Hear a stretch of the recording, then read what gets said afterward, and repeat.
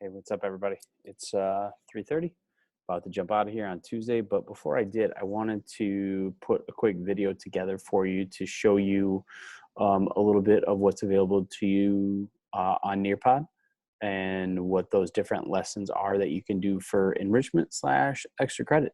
And I know we're all familiar with Nearpod and how you get on there, but I just want to run through them real quickly just so you understood what was there and what was available to you. I want to make sure I go out and I'm posting a few more, just videos and different things to YouTube that I think will be beneficial to you. And I know you got a lot on your plate, but I didn't want to just leave you hanging on there. So what I'm going to do is I'm going to share my screen with you so you can see it, and then we'll go through a few of the lessons that are there and just kind of explain to you what's on there. So we're going to share Google Chrome. So all right, so I should have just shared with you my screen. So what I'm looking at, and there's about, let's see, 1, 2, 3, 4, 5, 6, 7, 8, 9, 10, 11.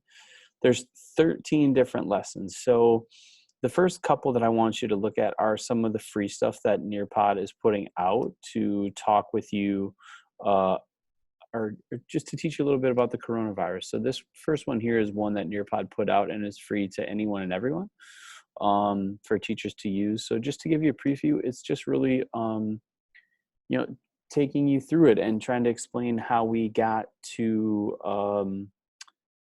this point of where we're at, that school's going to be out for a little while and we're doing this distance learning thing. So, just the same, if you go to my teacher website on the SHPA site, all the links, all the codes are there for you to use. So, and then you have this stuff like here, like you just post a sticky note on this one. What do you know about the coronavirus?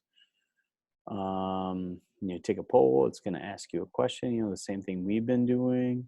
How comfortable do you feel explaining how a virus spreads? So just some basic stuff that you're going to run to. Let's learn. So you're going to run through this, talk a little bit about this and SARS, and you're just going to read a little bit to just get some good information. Then you have this really cool diagram from YouTube that it will take you through to learn a little bit more about those things. And just to continue, it's something that I think is really cool.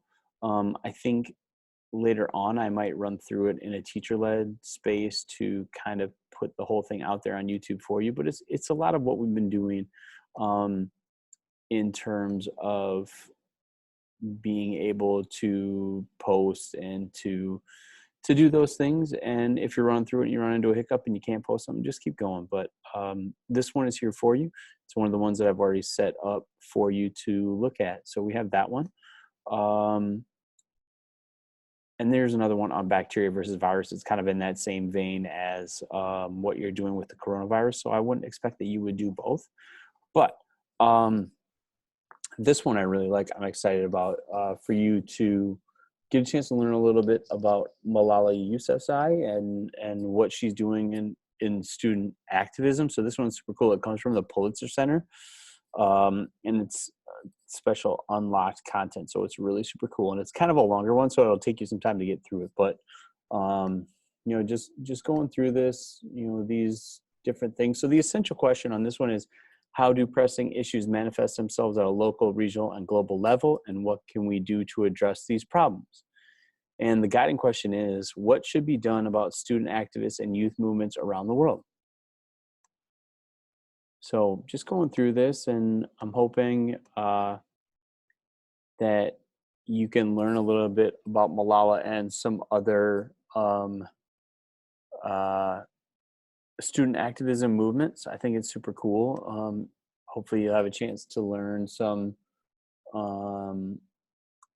things that you didn't know. So this one's really cool, and it's all about people your age that are doing great things around the world. Again, so just kind of running through a few of these slides just to give you a basis for what is available to you. And again, the codes to get into these lessons are on my teacher webpage.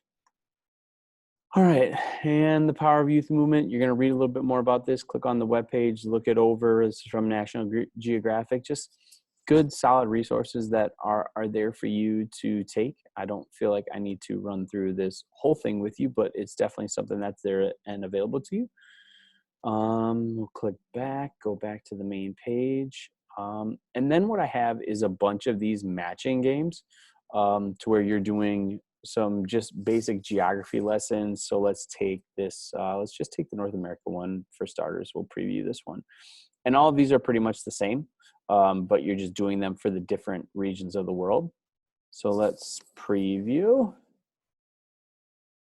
Right, so all right, so this is North America. Matching pairs, practice, and review. So this is all review stuff. This is stuff that you can just do, get a little extra credit, get a little extra work in. All right, get ready to put your knowledge to the test. Today, you will compete a few fun activities that will help you practice and deepen your knowledge of North America and its geography. All right, so get started with vocabulary. Got the nice little start line. We'll get going.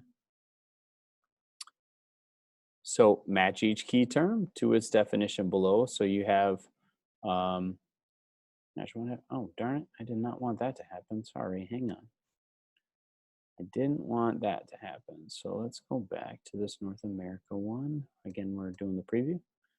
So like I said, you're doing matching pairs. Some of it is different terms. Some of it is places.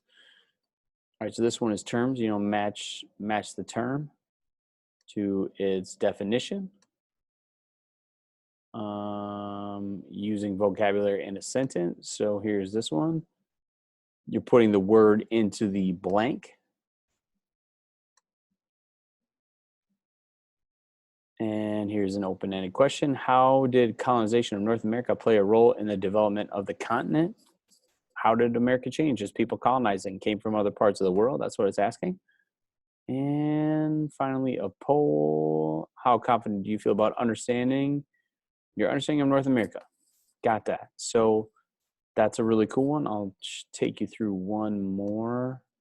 And like I said, all of these are available to you on my teacher page, the codes to get into them. But mind you that if you don't use your real name, I can't give you extra credit because I'm not going to sort through people's nicknames to figure out who you are. So make sure you use your real name and just use the codes that are on my teacher page. All right, so we're previewing this one. I believe this one is Australia. Yes, it is.